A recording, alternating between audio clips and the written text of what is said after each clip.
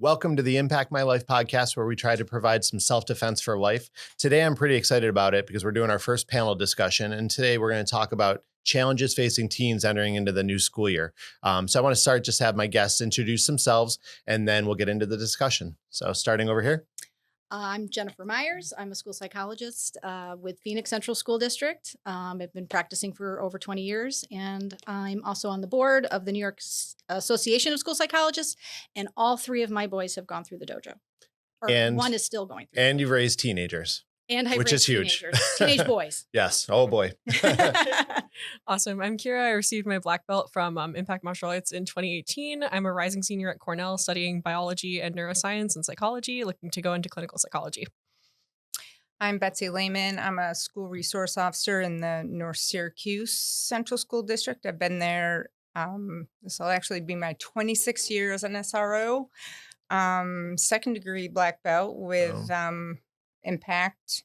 Mom of 2 black belts and recent grandma. So there you go. I'd say you're well versed in teenagers then. And yeah, preteens. 18 years at North Syracuse Junior High. Yeah. So let's just start with, what do we think that the difference is between this teen generation and previous generations? Because, the reason why I wanted to do this as a topic is, I do a lot of reading and I listen to a lot of podcasts, and you look at things like social media, cell phones, levels of anxiety since 2010 when social media and cell phones became introduced, the pandemic, and just watching my teenagers, how they struggled after the pandemic, cell phone bans, legalization of marijuana. I mean, it is a crazy, challenging time. And I know all generations have had their own challenges, but I feel like this group has unique ones because they're kind of once in a lifetime things like a pandemic, plus just the rate of change with cell phones and social media and how much interaction that they're having is getting way ahead of kind of, evolution, so to say. So I would say visibility. With everything that you just said, it's a lot of similar things, like even when I was growing up, but it's all visible for everyone to see. Mistakes, errors, lack of judgment, that's all out there and there's That's a a good forever footprint Yeah. on, whether it's social media or the internet, it's amplified in that way. And access like that. Mhm. That's one thing that I'm amazed at with this generation is that people have access to them 24/7, 365 through cell phones and social media. Before, if you had somebody you didn't like at school, you're like, it's Friday, I don't have to see them till Monday. If it's a 3-day weekend, I don't have to see them till Tuesday. But now they can get to them anytime if they really want to. How about you? I think that's kind of the same point I was going to touch on, is just access. It's the fact that we have so much available to us literally at our fingertips. And there are, you could have like parental controls or something like that, but past a certain age, once you're in teenagers, those are usually off. And so it's to the point where you have any social media platform available to you. You can download it. Some of them will check for, you must be 18, but most kids will bypass that. And so it's really difficult to kind of control what media they're getting and control what sources of input they're receiving. I know for me with my teenagers, looking back, when they became teenagers, it was kind of, well, they're going to be growing up in a technology world. So I want them to be well versed in technology. But now once you let it out there, it's hard to pull it back unless there's like a problem that, you can identify, okay, you're not sleeping enough, you're on it too much, your studies have suffered, or you're viewing the wrong content, you're in the wrong algorithm. But so for me, I know I would rein in when they got social media, especially Snapchat. I can't stand Snapchat. I hate that one. I think that's key, though, is just some parental control, or even, having knowledge of what your kids are looking at. Or if, an adult in their life reaches out to you and says, hey, this is kind of what they're doing, just respond to that, I think, is the biggest thing. Like, I interact with parents lots of times, after the fact, after something, has gone out on social media, and the kids, they perseverate on it. They read it over and over. Like you were saying, nothing ever goes away. So it's like, if someone says they don't like you, 15 other people comment, and they keep, reading over and over and over. So I don't know. I just find that, when we reach out and try and get some positive, feedback from parents, or try to get them to, be involved. I think they lack the ability to do that though, Mhm. too, because I think the kids are so advanced. Like they're one step ahead of their parents all the time. Yeah. They always find Did a you way. feel that way? Yes. Yeah, well, that's the biggest issue too. Is so much of this content is not accessible to people who are not actively engaging with it, and people outside of our generation are really having difficulty understanding even what's going on. I still can't I'm- work Snapchat. No, I I'm mean, like, I don't there's get even it. a bunch of like vernacular and new words and new language that comes with all of the exposure on social media. Yes. I mean, there are like, I work with, I created a volunteering startup that works with one of our local educational facilities in Ithaca. And one of the things that I noticed is I work with, students from kindergarten through around 8th grade. They've got entirely new words that I don't know. Mhm. I'm Gen Z. They're Gen Yeah. Alpha, and they have like this one kid I was was like, wondering where let's they're put the going after Sigma Gen ones Z. over here and It's the awesome. other non-Sigma ones over here. I'm like, what are you saying? I don't understand. And I'm only like 5 or 6 years older than them. So But you feel old. yeah, Yeah. exactly. It's Yeah. a disconnect. I was wondering So- where they're going to go. So Gen Alpha is the new one? Apparently, Okay, yeah. great. Good to know. I honestly thought about that Yeah. yesterday because I was listening to a podcast. And I'm like, I wonder what comes next. So Right now, Now I unfortunately, know. because I have a 20-year-old and a 10-year-old. So Ah, kind of in both a little bit with kind of keeping up with some what the teens are using, and then Yep. also kind of what the younger elementary 2 kids- dictionaries, right? Yeah. So let's start with the next question with you, Kira. Like, what do you think? Because you're probably, you're the closest to being a teenager than us. Yeah. So what do you think the biggest challenges teens are dealing with these days? I think you really hit it earlier, which is it's really a matter of visibility. It's the fact that you are completely exposed. And if you're not exposed, then there's pressure to expose yourself online in some ways. And expose yourself, not necessarily in a negative connotation, but just in the sense of putting yourself out there. So, I remember when I was 14, 15, all of my friends had gotten Instagram for the first time. And that was Mhm. like the big social media of the time. So it was, oh, you need to download Instagram. How frequently should you make a post? Who should be included in this post? What's supposed to be in the post? Do I need to go take cool photo shoot pictures with my friends somewhere and find a spot to do this? Which is like, how would you do that as a 14 to 15-year-old? Like, what are the logistics of that? Yeah. But I think building off of that, it's the fact that online is so accessible that you have 2 different streams of information, what you're putting out and what you're getting in. And there's so much out there that it's hard to control both of those. And obviously, to an extent, you have some control over what's going out, but controlling what's going in is even harder, especially given the fact that different algorithms, the algorithm is now like a term. So TikTok algorithm, Instagram algorithm, whatever is coming through, that's also not entirely controlled by you, Yeah. which is really difficult. Yeah. So, Yeah. And they're getting smarter and smarter. I remember They are, like yeah. you used to be with social media, you saw what you followed. Yep. And now following doesn't really matter. It's what you've interacted with because Totally. I forget I watched a video the other day on like a certain recipe because I make the joke all the time. My social media is like golden retrievers because we have golden retrievers, cooking because I cook a lot, and then fights because I always watch the fights, professional, curiosity. And the other day I watched like a certain recipe, and the next 5 videos, 3 out of the next 5 videos were variations on the same recipe. And I'm like, that is fast, like that it's learning that quickly. well, I think what's scary too is they integrate across platforms, and most people don't read the terms and conditions when they, sign Yeah. into a social media app, right? So I started using Pinterest the other day, which is something I never thought I would do. Immediately within Oh, like you're 5 crossing minutes. over. Yes, no, exactly. We found my Instagram data, and they Yeah. ended up like, I don't know if they used my Instagram data or what it may be. Within 5 minutes, I had a completely kind of constant, very, very narrow stream. Nicely curated Yes, for you. very curated feed, which is like, it should take way more than 5 minutes to build something like that. Yeah. But the fact that it was already available is a little scary. So, Yeah. What do you Yeah. think? You're kind of in the trenches. You're not a teenager, but you're dealing with teenagers every day. What do you think the biggest challenges are? Oh, Well, I know the cell phone ban is going to be a big one for you in a couple weeks, Yeah, but what that- else? I don't, again, it's just that barrage of information, but I think I deal a lot with the opinions that, are being voiced on social media. So, kids like, why does their opinion matter to you? Or if this comment is being made, like you could have, 15 people that are commenting or that are, in your group chat. And again, it's just the one that, we continue to go back to, kind of a thing. So I guess I just see it, the socialization part of it in the school.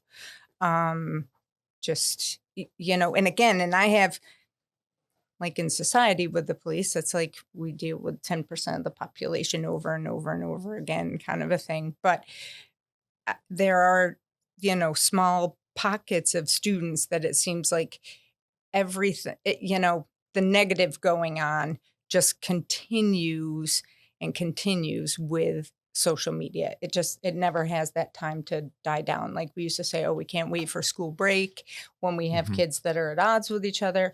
And now Or Friday. right. Yeah. Like I can't, and that just doesn't happen anymore. We don't, there's never a separation of anything or that time frame of when things will just, die out kind of a thing.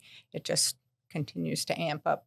And throughout the day, if, because the kids have their phones all day, this one's meeting here, that one's meeting over here. The kids are going to be in the library, they're going to be in the hallway Yeah. or wherever. So it's like it's not about education a lot of the Yeah, day. You yeah. know what I mean? Or at least what I see. And it's hard to try and explain to kids that you don't know this person. Why does their opinion matter to you? Like Mhm. that there's a tiny little snippet that they saw of you and they're making a comment and now this is all you are, that your life is about right Yeah. now is just that one small piece and just trying to get them to understand like this is not this person's opinion. The quote I always use with kids is, when you're 80, is this going to matter? Yeah. Are you even going to remember this? Is it going to matter when Hard you're for 80? them to think that. I far. know. Yeah, Yeah. that's the issue. Right. So you're validating how Yeah. they're feeling, but you're also trying to be realistic with them in that I understand this is hurtful, but this is not who you are. They Yeah. don't know you. Yeah. You know what I mean? Like, so that's an all day, All day, every day. every day. Jen, one of the books I have for my vacation, I think it's like 3 down on my list, is The Anxious Generation. Yeah. So I've had like 5 people tell me to read it. So, I have it there to read. Is this generation more anxious truly, or are we just better at recognizing it now? I think it's a combination of both. I really, Yeah. really do. I've thought about that quite a bit. And obviously, there's more awareness, there's more recognition of mental health disorders, mental health issues amongst adolescents, amongst adults. But there is statistically a rise, right? There is Mhm. more anxiety and depression and mental health type disorders amongst adolescents since the pandemic. Yeah. That is true. But I also think on a positive side that there's less stigma around all of it. And I Mhm. think if there's a positive from the pandemic, it was that mental health became destigmatized. People started to seek help and to realize there's importance in getting support and asking for help. There's strength in asking for help. Mhm. But I would say it's a combination of both. Kira, any thoughts on that one? 2 thoughts. I knew you did. Yeah. I agree with you fully. I think it is a combination of both. I mean, I'm taking all of the psychopathology coursework Mhm. that's needed for preclinical psych in grad school. And a lot of the data that comes out of those courses is very much the same as what you're describing, where it's the fact that previously, I guess in my generation, we're not used to the stigmatization of mental health. That's something we didn't really grow up with as much, which is really a blessing in my eyes because we do have the ability to seek out help when we need it. And I think there's, the benefit of social media in some ways is there is such a culture of if you are suffering, if you are struggling, please go get the help that you need. We see what happens when you don't get the help. So please go, take advantage of those resources. And I think that's really cool. Going back to your other point, not to change topic, but just to add one more piece to what you were mentioning about kind of kids valuing other people's opinions and teens valuing opinions more than they might, need to or should be valuing them. I think a big issue with social media is who they look up to as role models. And I think that also contributes to anxiety in some senses, is it's like, instead of the traditional growing up experience when you don't have access to people on the other side of the world, you're in your community and the people in your community become those role models. And I think you have a very easy ability to see who you should be looking up to and who you might not want to consider in that role. Social media skews that because it gives you the chance to access anybody, which can increase your anxiety because you see all of these people that you might want to compare yourself to who have access to, money, resources, any sort of other lifestyle changes that you might not Or have don't, access to. and they just Or present don't. themselves. Well, Exactly. Right, I was gonna say that. But it's the ability to kind of manufacture an image almost and then gives, teenagers unrealistic standards that they might want to hold themselves to, which contributes back to that anxiety problem. I mean, think So- about what we post, right? Yeah. We post the good things. We post all of the highlights of our life for the most part. So you're seeing these things that are wonderful for this other person, and now you're comparing yourself to that person. And so that's that constant comparison of, oh, my life could be like this, or oh, I wish I looked like this, or I wish I had this. The highlight so reel. tricky. We always But call it the highlight reel. Right. And but it's trying to, the educational aspect of it, which I put myself in, that is that these are unrealistic role models, and trying to, help them see that to some degree. But the anxiety, I always hear from the kids, like, I have anger issues, or, oh my gosh, like, I have anxiety. And we're all born with anger issues. Like, babies are angry, they cry. We have to learn how to self-soothe. I'm like, why is you're anxious? I go, aren't you excited? Like, I try to make it a positive with the kids too. Like, you say anxiety and it's so negative. I'm like, trying something new for the first time is exciting. That's also a little bit of anxiety, right? Like I try to turn it into more of a positive, because they come in and like, that's immediately, like, I have anxiety issues, I have anger issues. I'm like, we all do. Welcome, welcome, right? Like, Clearly we you do don't it, know me. I but have it's some anger issues too. right. But try to. It's not always a negative. Like, there is a stigma that it is. You have anxiety issues. It sounds very bad. It's very negative. No, maybe you're excited. You're a little nervous to do something new, or to talk to people in person. That's what they can't do. Yeah. And that's what post-pandemic I found with the kids coming back into school, is that we had one year before the pandemic where the cell phones were in the lockers and gone. It was a great year. Kids were interacting, walking through the hallways. They sat at lunch, could carry on a conversation. We have the pandemic. We have a couple of those, off years where it was, and then they come back and they cannot interact. They have they lack the ability to resolve conflict. I remember coming out of the pandemic, the first class, like real class we had, I'm like, all right, guys, make a line. They couldn't make a line. I'm like, oh my gosh, we have to reteach. And these aren't kindergartners. Like we had to teach like older kids how to make a line. I was like, okay, we really took a few steps back, didn't we, the last 2 years when we were taking class on Zoom. Yeah. What I think is so difficult too is if you think about, you would know a lot about this, developmental stages in terms of when people are developing certain skills. What's really difficult about the teenage experience is that you don't have context. We as adults have the ability, and I've learned this as I've gotten older, we have context to compare our sources to. So when you receive this information in terms of like, are you comparing yourself to somebody?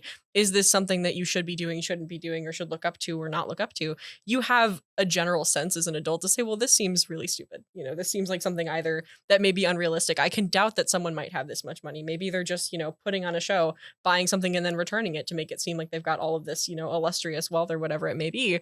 Or, they happen to live, I've seen all these videos of like cooking videos where it's like, I'm going to make goldfish from scratch. It takes 12 hours. Yeah. And it's like, this is great for you, but this would not be practical I for can't wait me. for that to Right. pop up. Yeah. Exactly. No, but My it's phone like, heard it, so I'll probably see I it know, later. right? yeah, no. So it's, I think we have a really good sense of comparison in terms of what is reasonable and what is not reasonable for us as people, and then therefore can set our expectations accordingly. Teens don't have that. And I think by missing some critical years in person socializing, they're also not growing up with that socialization in middle childhood that then is now leading into those teenage years where they didn't have those prior years of experience to keep building that skill. Yeah. So, I mean, I'm sure you have more thoughts on that as well. Well, and I wanted to respond to Betsy that I think what you were saying is a little bit of anxiety, a little bit of stress Right. is a good thing. Can be We all, motivating, right? it can drive, it can drive us to do, hard things. It can drive us to do good things. So kind of helping them recognize the difference between a good stress and maybe too much stress, or when does it get to the point where it's so invasive that it's impacting their ability to function throughout the day. Or that's That balance. that person's Mhm. stress. It doesn't need to be yours. Like, I also find that the students own everything that's on social media that would trickle down through and to them. Mhm. It's theirs. I'm like, is it though? So that Yeah. just because you saw it on there doesn't mean you have to own it and stress over it or have anxiety over it. Is it in your world? Is it in your physical world? And it's hard because it's on their phone. Oh, You know what yeah. I mean? So they're like, yes, it is. It's right here. But I You know, don't you know. said something about context earlier, and one thing that I talk to a lot of parents, obviously, at the dojo, and you know, they'll stress about a situation that they go through with their kid, regardless of the age. And you know, one thing I always tell them is, you know, this is the first time you've ever done this, you've ever gone through this. You know, so you're dealing with this for the first time. So you're handling. You love your child. You're doing the very best you can. But I think like it'd be helpful to do like a little talk about context because I don't think a lot of parents we do because we work with teenagers so much they don't understand like the teen brain and like how it develops and you know how like you know the cell phone you know picking it up 120 times a day the dopamine hits you know how like underdeveloped their brains are in terms of like decision making and risk and things and anxiety and things like that so maybe we could that would be a good education for some parents. I don't know. We probably will both handle it, but Sure. I don't have the vocabulary. That's why you guys are here. Let's use I the know words it, but I don't know how to say it. Right. I say that all the time. I'm like, put that. Well, I think better. That's why I have smart I friends. think most people know that, you know, the brain is still developing up through mid 20s, right? That's why anybody with a teenage son who drives knows that it's very expensive for car insurance because that brain is still developing that prefrontal cortex. That's the decision making. That's the impulse control. All of that is really underdeveloped at 16, 17, 18, 19 when they are still having to make some very critical decisions in life. So that's not always a good combination, right? So they tend to exhibit more risky type behavior, right? They're not always thinking or they are unable to think about the consequences. They're not able to look 2-3 steps ahead to say, oh, if I do this, this might happen. In terms of the dopamine, same thing. The social media, it's constantly triggering in their brain. It's giving them pleasure, right? It's a constant gratification that they're getting from likes, comments, notifications, those dings on your phone, right? Those are constantly increasing that amount of dopamine and stimulating their brain. And so they want to continue that, but it's variable. They don't know when it's going to happen. So they're constantly looking. They're constantly looking at their phone, right? And building off of that too. So it's like in the brain, there are dopaminergic reward circuits, which essentially, you know, you get a rush of dopamine, which essentially makes you feel really happy when you get a good thing. So for example, like, comment, or whatever. But if you don't get that, you also get withdrawal. And so it's this really weird dichotomy where we have almost heightened reward, right? Because they have more access to these kind of socially gratifying experiences because they're so readily available online. But at the same time, you also have access to the flip side, which is not having those experiences and then having an expectation or a desire to have such an experience saying, you know, gee, I hope, you know, 180 people like my Instagram post. And let's say you only have 105. And then you feel this kind of withdrawal symptom afterwards. So it's really difficult, I think, with teens in particular is it's a buildup of both of those. They don't have the logical decision-making skills built up in the PFC from an early enough age to, you know, use like rational reasoning and logic to actually say, hey, that's actually fine that I didn't get 180 likes on my post. I don't need that. That doesn't say anything about my ability to be a good person, a good friend, good student, however else they may need to be a good, you know, teenager in life and move forward with those decisions. So one of the things that's really big for us at the dojo and, you know, through the whole black belt process, it's, you know, it's great to achieve a black belt, but one of the biggest things I think they get out of it is a little bit more resilience. And I think that that's something that's like kind of lacking in a lot of kids these days. That's why, you know, I enjoy what we do in making them tougher mentally and able to handle more challenges and do things more on their own. You know, like when they're out there running, like their mom isn't out there running with them. You know, there's just this fence, the canal, and them, and this never ending path. And they might have a friend with them, you know, coaching them in, but like they have to achieve that on their own without their parents. Do we think that that's changed, you know, like coping, resilience, that type of stuff since the pandemic? I would say so. I think kind of building off of that point, I think the one thing that we're missing a lot with social media is kind of direct access. You're simultaneously really exposed, but you're also behind a screen. So you have this distance in a sense. You know, it's not like, let's say you wore a new, maybe kind of outrageous fashion look to school and you're like, I really want to see what people think of my new outfit. Most of the time you're on social media, if the post goes south, you can take it down.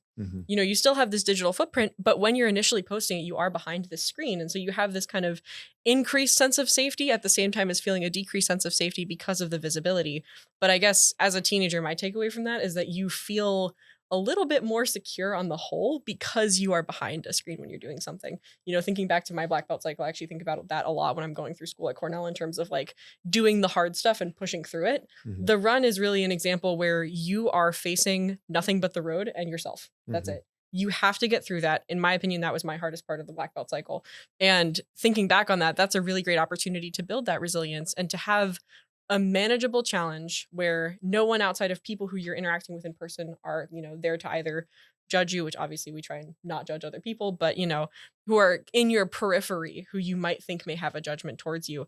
I feel like what's different with social media is you don't get that same resilience because again, you can get really scared really easily.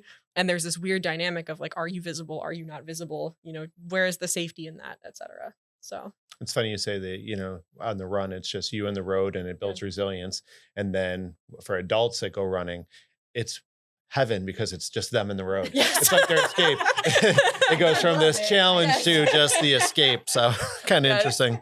I think though that it's teenagers that have or students through the pandemic that found those positive outlets, right? I think the dojo is a prime example, right?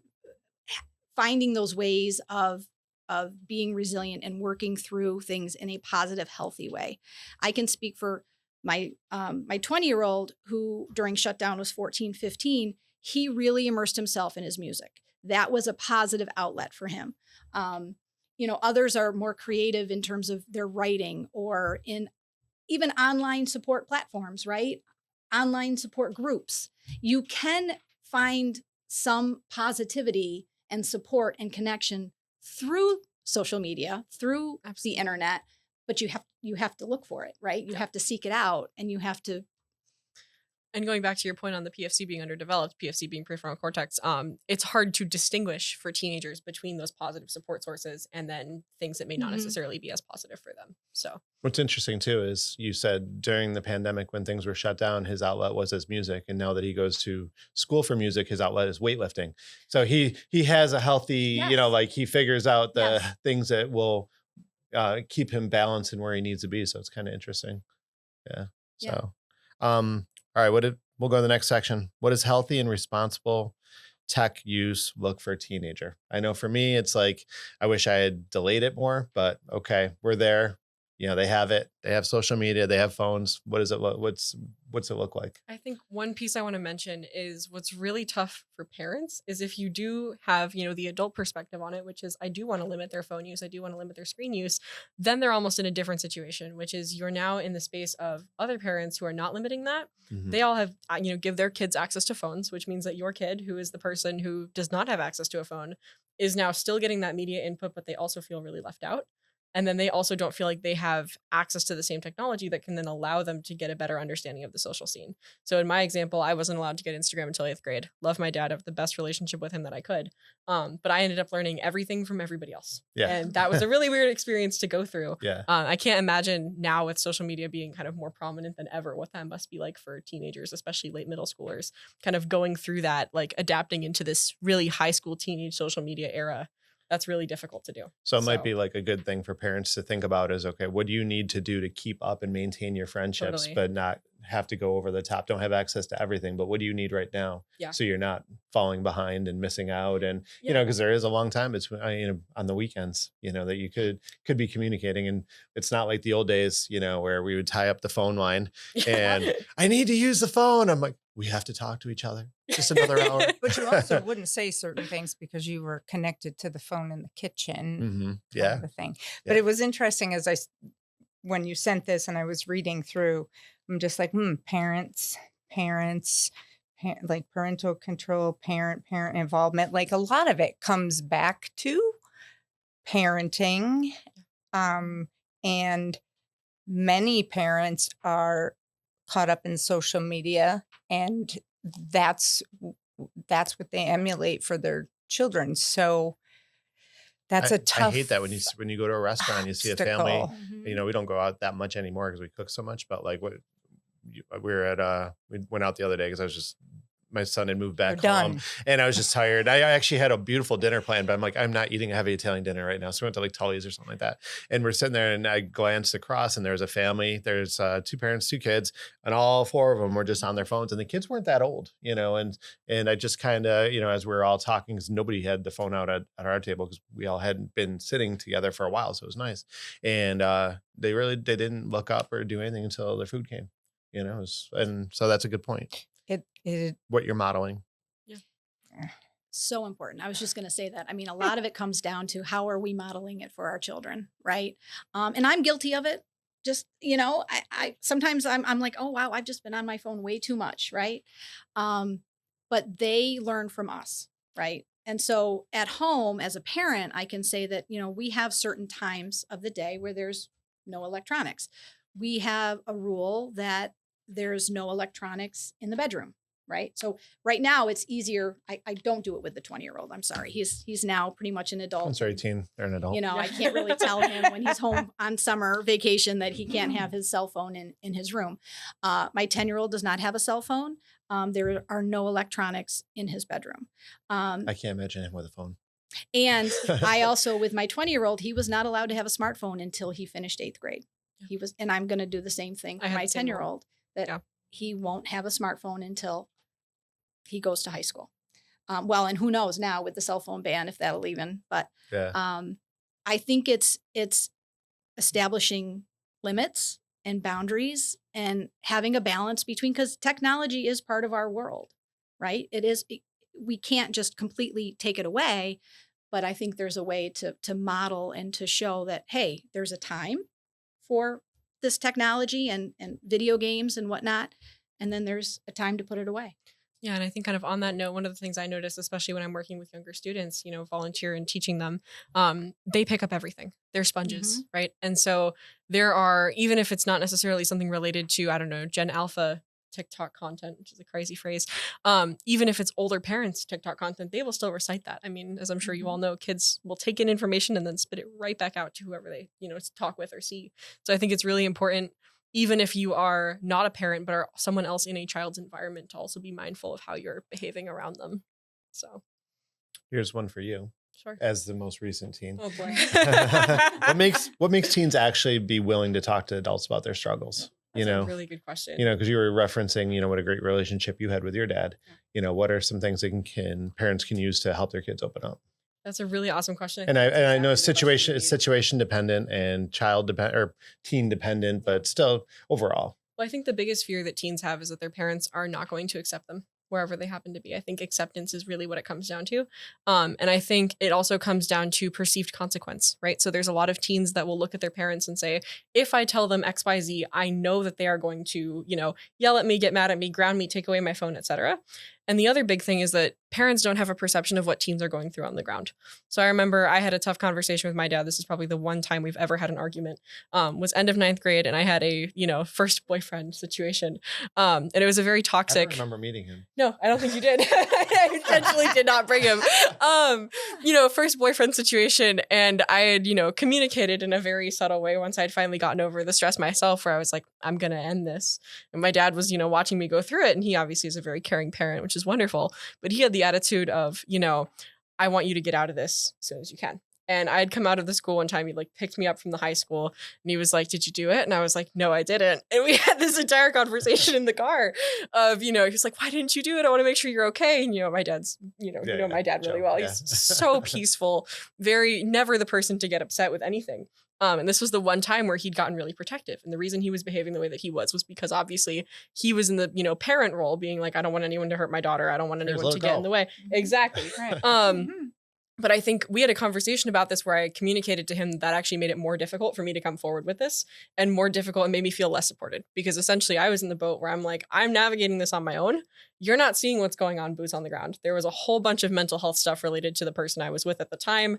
I was handling that and had no idea what I was dealing with because, again, I lacked context as a teenager, Yeah. right? And so it got to the point where I finally explained what was going on behind the scenes to him. And he said, oh, well, I understand now that you've shared this with me, that A, if I'm too defensive, it then puts a barrier for you talking to me. And B, I also have to trust you more. and then see if I can connect you to resources who might be able to help you on the back end instead of necessarily being upset at you for something that you did or did not do. So stuff like that. I think it's really making sure that your child knows that they can come to you with anything and you're not going to fight back, get upset, etc. We actually see this in colleges a lot. I work as a resident advisor, and I can't speak on behalf of Cornell, but I can speak, from my personal job experience. We have a rule called Good Sam, which is an alcohol policy, which is where even if a student is underage drinking, if they see someone drunk, someone in an emergency situation, they can call up and all of their conduct related violations related to the alcohol will be waived. That is the best policy we have on campus because it saves so many lives. And that's the point where it takes away the fear that someone will have about contacting authority and lets authorities actually help. So I think the biggest thing is trying to make yourself as approachable and as loving and kind as possible and taking out the fear aspect of it. So anything to add, since you two may Well, not be teenagers, but you've raised teenagers? As a parent, I would say that finding the balance between being a parent and being a friend, right? And to quote Ted Lasso, my all-time favorite TV show, be curious, not judgmental. Yeah. And I always try to follow that policy where just go in with an open mind,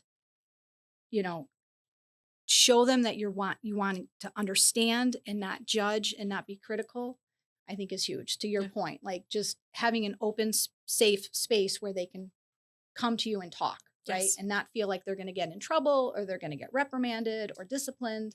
It's that curiosity and not judgment. Totally. So. I was hoping you'd say it with the accent. I don't think I can I do love the how he talks. accent. How about you? I think you did great from the parent aspect. And I will add to that I've always said to my girls that if it's not me that you talk to, there should be another trusted adult in your life, and kind of gave them that, opened that door for them that if it's not me, somebody else. But from the SRO standpoint, who go to work every day in uniform, people are like, how do the kids ever open up to you, or how do you earn their trust? And it's being real and not judgmental and saying that you can come into this office, you can close the door, and all right, if you have to let some stuff rip for a little bit, no judgment, but also maybe sharing. And again, it's been a long time, I was 55 years old. It's been a long time since I was in 8th and 9th grade, but I've got 1,400 8th and 9th graders. Yeah. But God, that's so big. it is huge. There's a lot of kids in there, but sharing with them, and they see through it if you're lying, just being genuine that, I was 14 or 15 once. It was a long time ago, but this is how things were. And I always joke, like I say to the boys, I'm like, I've never been a 15-year-old boy, but help me understand, like explain to me, share with them real life, situations that maybe I've been in. Like I tell kids, I go, I lived on my own my junior and senior year of high school, like I had my own apartment. I didn't live with my parents, didn't have anyone taking care of me. And they're just like, really? And their struggles are similar in that my dad doesn't pay attention. My mom doesn't see me. They're always with the younger sibling. And I'm like, okay, but you have you have a support system here at school. So I think that's just trying to, earn their trust in that respect of just being open and honest. This has nothing, see beyond this uniform. Like I'm not here to arrest you, take you away for whatever you're sharing. We'll get through it. That's an interesting point, though, because what you just said is the situation might be different now, but they're still all people. We're still all people, and the world may be different now, but like all the problems are still the same as they were. They just might be amplified or more visible, but it's all the same stuff as we went through. I think on that exact same note, I think one of the most important pieces is not being afraid to look at your child and see if they need help, because I think people will hide a lot of the times, especially teenagers. They've got this sense of, I can do anything. I can do it all by myself. I'm going to handle all of these problems with nobody's help, because it's this whole, allure of independence, right? And I think one of the most important pieces of it is being able to connect with them, like you said, at a level where they understand that they don't have to do it all on their own, and they shouldn't have to do it all on their own. And ideally, if you are, creating that safe space for your kid, they will start to realize that they can actually ask you for advice. And this is kind of where it turns into the adult peer-to-peer dynamic, in the sense of, like, I was cooking the other day and called my dad and I'm like, how much butter do I need for this recipe? I forget, stuff like that. Right. But in those teenage years, you're kind of going from this transition from parent, very authoritative figure over the child, to peer and to fellow adult, and just someone else who's kind of been doing this for much longer. I feel like they start to realize you're a person too, as they get older as well. But I think it's really important to also make sure to watch your teenager too, to make sure that they also are not exhibiting signs where they're trying to deal with too much and you're not noticing And them. a message to your parents specifically with teens is they need parents. They have friends. Mhm. Yeah. They have peers, but they need someone to hold them accountable. And they thrive on accountability and structure, Yep. schedules, Mhm. even though they're pushing back. That's You feel safe with boundaries. Yes. You Yep. need to have the boundaries to feel safe. so. Well, not just parents watch this, because I do hear from our teenagers that they do watch these clips because Oh. they're all over Instagram. So this one's for you, Kira. For the teenagers watching this, what skills did you develop through high school to help you navigate the tough times? That's a really good question. I think so. I was in late 10th grade when the pandemic hit, which was kind of crazy. So it knocked out my junior and senior year. We did in-person graduation. I was the first class back in terms of all of those in-person monuments. I think as a combination resident advisor and ex-teenager, the biggest thing is, in a world that can seem rather depressing, that there are constant challenges, and I feel like they're brought closer to your face because of social media all the time. Don't be afraid of the future. I think that's the biggest thing. It can be really easy to feel like the world is kind of repressing you, and that there's this giant looming, gloom and doom, dark sky, whatever, of, am I going to be able to do it? Am I going to be able to go into the field I want? Am I going to make it out of high school? Am I going to make it through college? Am I going to do any of these things? Even am I going to make my black belt run? Mhm. And I think the biggest thing is notice, like, try and take a step back from the problem. Don't let yourself get immersed into the problem. Remind yourself that you are a person, that you have things that you want to do. Try and get to know yourself so that you actually have some sort of an idea of what it is that you want to do in your life, even what it is that you want to do that next day, but also the more grounding you get in yourself, the easier it becomes to kind of figure out how to chart a course through what may seem difficult. So I think also not being afraid to create opportunities where they don't exist. In my case, one of my best friends and I, when the pandemic hit, also dove really deep into music, and we ended up creating kind of like a virtual concert nonprofit mini organization of other high schoolers from our high school and others to make music online during the pandemic. And that was one creative outlet for us that got me into college. So Yeah. it's kind of Mhm. figuring out ways to build around the problem and not feeling discouraged when a problem comes up. But the way that you can do that is by being really grounded in yourself and knowing how you can actually take tangible steps to move forward with something. So, Nice.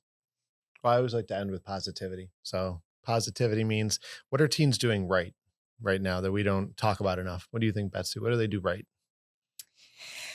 I see a lot of kids at school that, for as much as we say that kids are not accepting of others and the opinions fly on social media, I still see promise in a lot of kids, especially with the way that they interact with, let's say, like our special ed population. Yeah.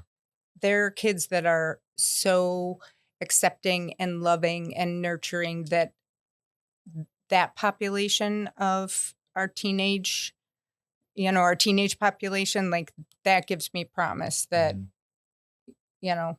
we are willing to accept difference, or, we're able to, be kind to others that, aren't exactly like us. You know what I mean? Like, if they celebrate difference, maybe in a better way than we did, Mhm. What I about you, would Jen? say. What about you? What do you think? I think this generation had to grow up very fast with the pandemic and with everything that was thrown at them. I don't think we always give them enough credit for that, and Yeah. that they're very adaptable. They had to be. They had to switch to remote learning. They had to deal with all of this. And I think that they're more aware of the world around them.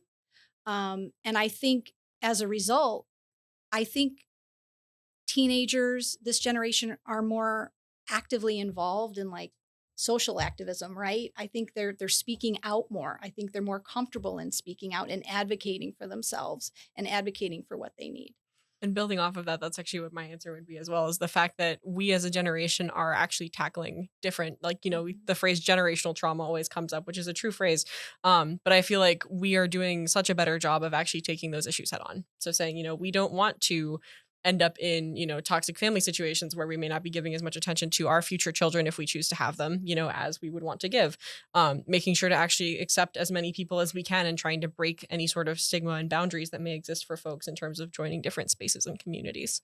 So, and really advocating for a better world. I mean, we're facing climate change. We're also facing, obviously lots of different conflicts that are going on around the world. And I feel like we take them much more head on, and we have a stronger approach to kind of navigating those and taking action to directly try and mitigate them as best we can.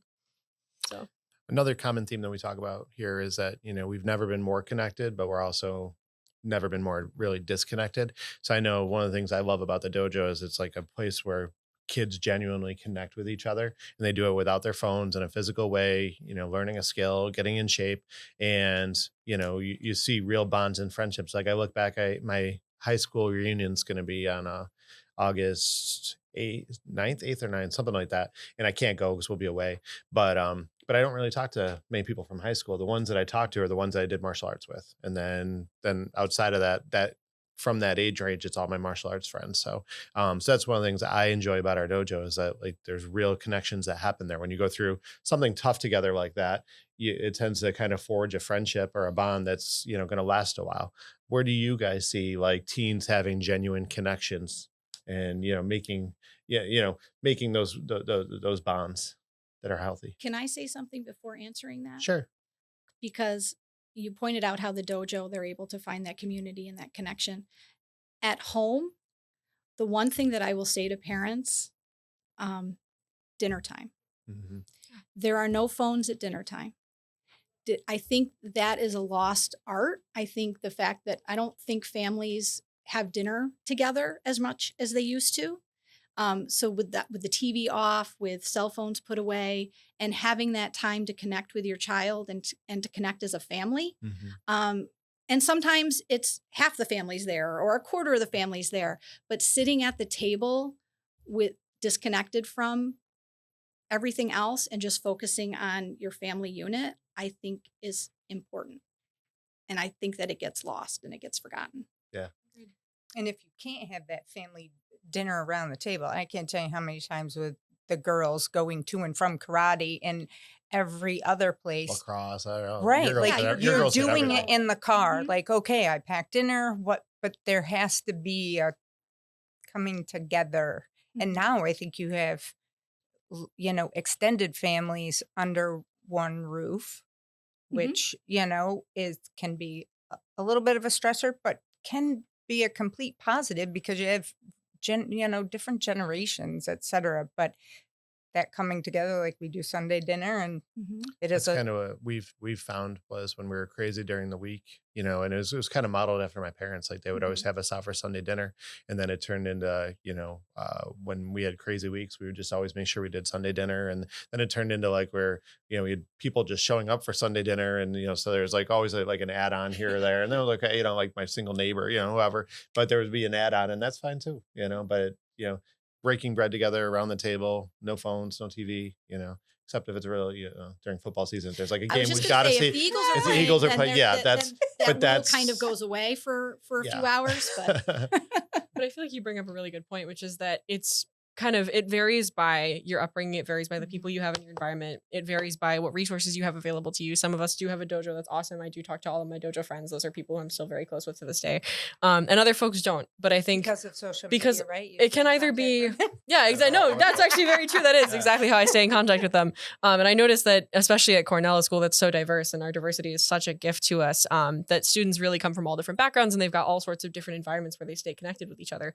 But I think the most important piece of any environment that is really facilitating that in-person connection is lack of technology for a little bit, doing something together that you enjoy Mhm. and talking while you're doing it. So that could be eating, it could be cooking. In my, it could be rides to and from the dojo. That was one place where I did it. Rides to and from the canal for running. That was the big one. It could be pit orchestra, which I know I've done. Several other folks have done as well. That's one thing I Um, love about drama and theater yeah. is like the amount of time that you guys spend together doing Community that. aspect. It really Yes. gets, and it's like all Yeah. great kids. So it's Mhm. like a good environment. And at the college level too, you have the opportunity to really be independent for the first time outside of high school, and you've got the chance to, create clubs, create startups, create connections, work as a teaching assistant, work as a resident advisor, really try and connect with other people, whether or not they're in your same year, younger, older, whatever it may be. And I think those spaces too also really facilitate that same connection because it's detaching from tech and then really trying to be in person and present with folks that you're working with. This is So- the last question here, and this is, I don't know who's going to be able to answer this one. This was kind of my Joanne question, but and hopefully you guys are good. But what resources are out there for parents that are like seeking help? Because that's not my wheelhouse at all. So if parents are struggling with their teens, either something minor or something major, like what resources are there for them? I can answer that. Okay. Just in terms of the school, because Yeah, obviously that's yeah. where, our kids spend the majority of their time is in the schools. And there are a lot of helpers in our schools. Mhm. They can reach out to the school counselor. They can reach out to the school psychologist. They can reach out to the social worker. I didn't realize they had all three. Some do, Yeah. some don't. Yeah. It varies amongst buildings. It varies amongst districts. But like the school counselor, the school psychologist, we can help support. We can provide individual group counseling. We can work on stress management. We can work on positive coping skills. The social workers can help families access outside resources, outside counseling, outside supports that they might need. The social worker tends to be kind of that liaison, right? But any of us, any of the mental health staff in the schools can help with that. School that makes it psychologists easy. can assess and Yeah. intervene. Like if a child needs certain accommodations within their school environment based on a mental health disorder or diagnosis. So we're there. Call us, reach out to us. That's a great And resource. if I didn't we- even realize they all yeah. had them. That's different when we were growing up. When we were growing up, it was Yes. just the guidance counselor, and he would help set up your classes. And if you went in there, you just talked about football or something. So they probably had to do that. They probably had to do that entire job. I just didn't interact with them that way. But that's amazing. Yeah, there's also Yeah. school-based mental health in some districts, which is basically like an outside therapist that has an office within the four walls of the school. Not every district has that, but there are supports. So you just have to reach out and ask. Yeah. Your counseling office or your guidance office is Mhm. going to be a starting point. Yes. But like we have Liberty Resources that, and there's an adult in the building that I feel that there's enough adults in a school building that there's someone that for everyone as far as the kids. And if it's not their teacher, their math teacher or their science teacher, you know what? Maybe it's the woman in the cafeteria who gives you lunch every day. Like though there are those kind of unsung heroes that kids, they migrate Mhm. to an adult in the bill. I Like just said, feel one like trusted adult, right? one Sometimes that's all it takes person. is one trusted adult. We had one kid at the dojo. Their trusted adult was their bus driver. Mhm. They would just sit there and like every day they'd sit in Mhm. that front seat and just talk to that bus driver. It was like their best Yeah. friend. No, and because they that's- show up. Yeah. They Yeah. show up every day. Yeah. What did you say? You talk about consistency, and that's in structure, and kids thrive on that. I may stand on the front steps for 185 days and say hi to kids every morning and say goodbye when they leave, and it's a fraction of them that will actually Mhm. respond, Mm-hmm. but it's the one that's like, have a good day, or Probably you're needed like, it. right. And that's the biggest thing too, is I think it's not necessarily, as a teenager, it can be difficult to discern who your resources are. And it can be really challenging to approach adults that we're talking about. So, if you are feeling like you're having some sort of mental health struggle, it can be really difficult to say, hey, I need to go to the school psychologist for whatever reason. That's not the first thought that kids are probably going to make. But I think your point of one trusted adult is such a valid point, because that continues into college and life too. So it's really, the biggest thing is don't be afraid to reach out, but reach out to someone who you feel safe with, who you also think can contribute further and help you connect to those resources. So I think it was a good discussion, but is there anything that I missed? Because you guys are the subject matter experts. Any final thoughts? Betsy's going to the notes. I think you summarized it really well. Yeah. Awesome. We good, Betsy? I think you're good. I had to put my cheetah glasses on to see what I Well, wrote. I want to thank you guys for coming in. I know it's tough to manage schedules. You're coming from Ithaca, you're working. I think you're officially, it's tough. So I appreciate it. And hopefully people enjoy the talk. So thank you. And we'll see you guys next time. Bye-bye.